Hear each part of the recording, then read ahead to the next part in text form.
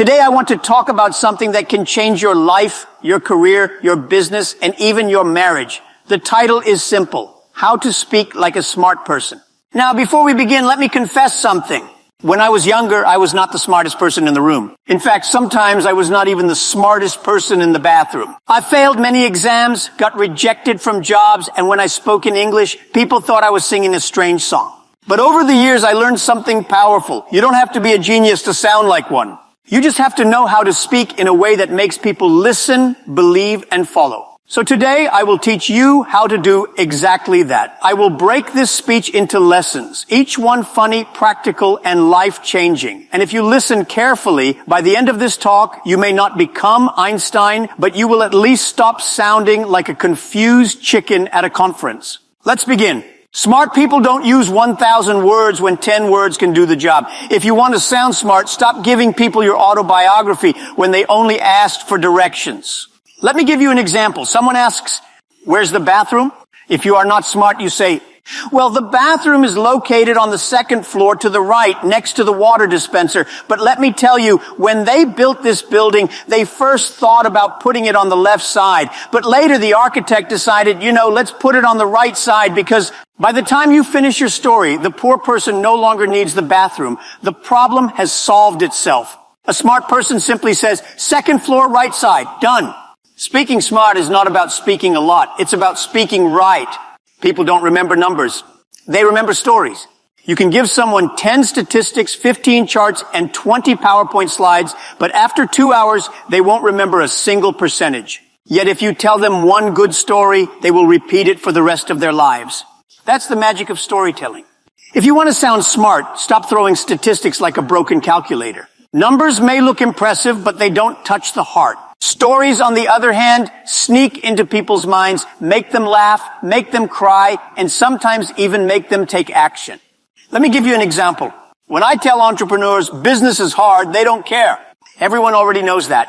But when I tell them starting a business is like dating, at first you're excited, butterflies in your stomach, you dress well, you smile all the time, but after some months you realize the other person snores, spends your money and steals your fries, yet somehow you still love them and you choose to stay. Suddenly they get it. They laugh, they nod, and they never forget the point. That is the power of a story. Smart people use stories because they make ideas simple, human, and unforgettable. When you explain with stories, you are not just teaching the mind, you are also reaching the heart. A clever statistic might win an argument, but a great story can win loyalty, trust, and admiration.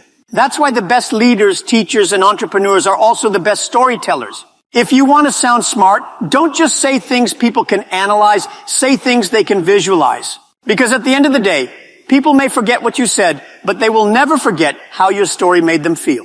Many people think sounding smart means using big words. They stand up and say things like, "I hereby postulate that the epistemological ramifications of this paradigm are unequivocally indispensable." What? Even Google Translate gives up on that sentence. Real smart people make things simple. Einstein said, "If you can't explain it simply, you don't understand it well enough."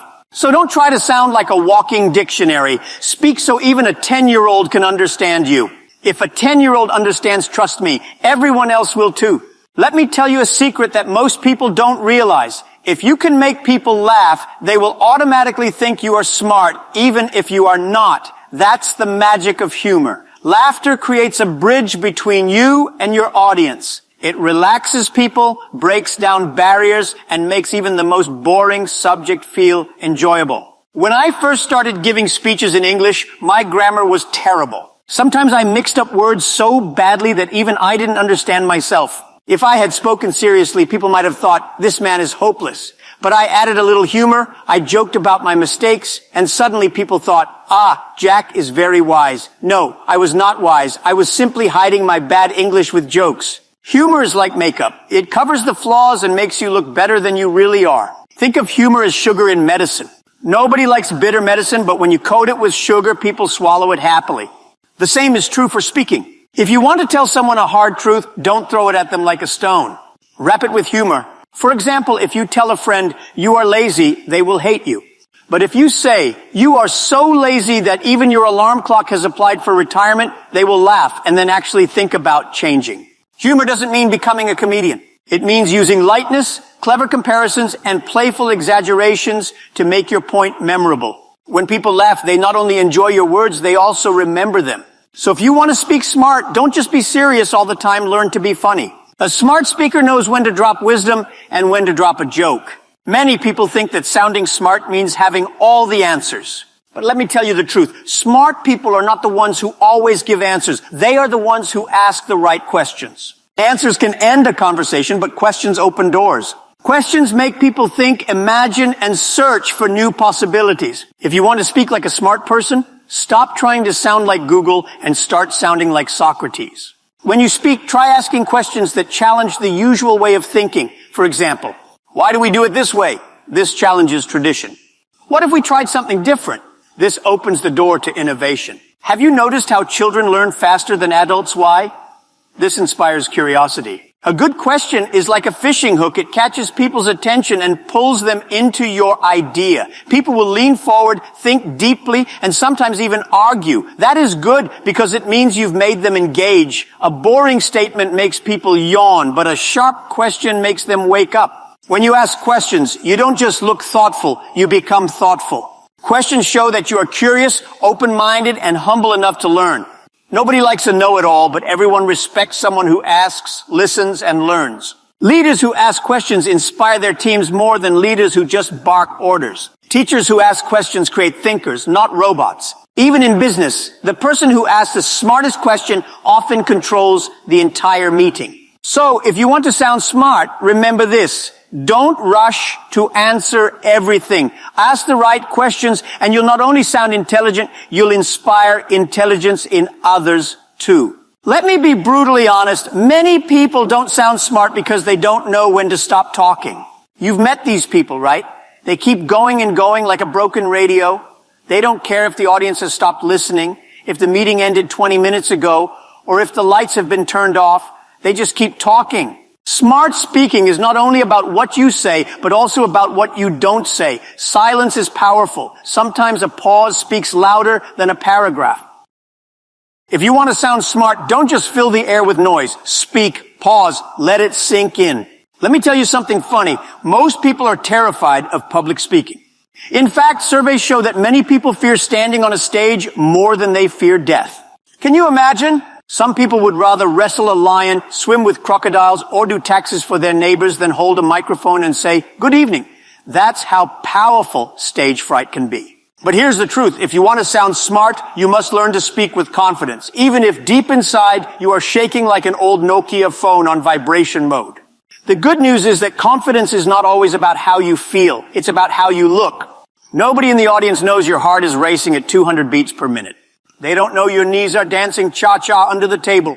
They only know what you show them. So how do you look confident? First, stand tall. Good posture instantly gives the impression of strength and authority. Second, look people in the eye, not like a hungry wolf, but with calm assurance. Third, use your hands. Let them move naturally. If your hands are shaking, wave them around like you meant it. Congratulations, you are now using expressive gestures. And here's a trick. If your voice trembles, just slow down. Pauses are powerful. If your mind goes blank, don't panic, smile. People will think you are pausing for dramatic effect. I have done this many times. Sometimes when I forget my English words, I just stop, smile, and suddenly everyone claps, thinking I have said something deep. Confidence is not about never being afraid. It's about acting in spite of fear. Fake it long enough, and eventually you won't just sound confident, you will become confident. Speaking smart is not about saying the same thing to everyone. It's about knowing who you're talking to. If you're speaking to children, use candy stories. If you're speaking to CEOs, use money stories. If you're speaking to politicians, well, just use promises. They love that. The point is, adapt your message. Smart speakers know how to switch gears depending on the audience. Every word you say should have a reason. Don't talk just to fill silence. Before you open your mouth, ask yourself, do I want to inspire? Do I want to teach? Do I want to persuade? Do I just want free coffee? If your words have no purpose, you are wasting everyone's time, including your own. A smart person speaks with direction. Finally, let me tell you a truth that people don't like. Speaking smart is a skill, not a gift. You are not born sounding smart. You practice, you fail, you say something silly, people laugh at you, and you learn. Over time, you get better. I practiced speaking by guiding foreign tourists in Hangzhou. My English was bad, but I kept trying. Every day, little by little, I improved. And today, people invite me to give speeches all over the world. So if you want to speak like a smart person, don't wait until you feel ready. Start speaking today. Practice, learn, repeat. That's how you grow. My friends, let me wrap this up before you start checking your phones again. To speak like a smart person, you don't need a PhD. You don't need perfect grammar. You don't need to memorize big words. What you need is 1. Speak less, mean more.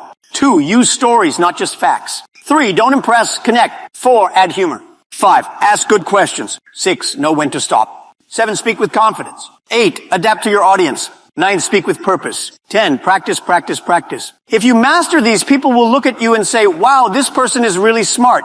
And the funny thing is, you may not only sound smart, you may actually become smart in the process. Remember, your words are your weapon. Use them wisely, and you can inspire, influence, and change the world. Thank you.